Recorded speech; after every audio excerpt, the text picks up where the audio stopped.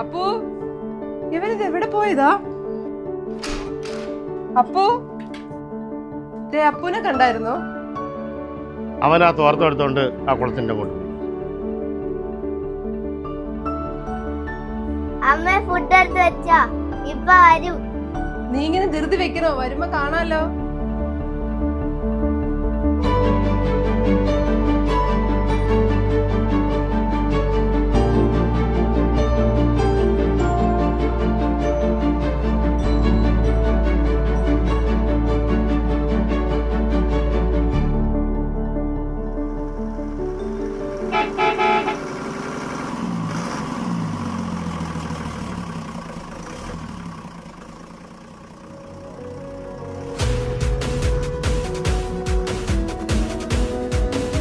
അങ്ങനെ അപ്പുവിൻ്റെ കുഞ്ഞു വലിയ ആഗ്രഹം പോലെ അവനും സ്കൂൾ ബസ്സിൽ സർക്കാർ സ്കൂളിലേക്ക്.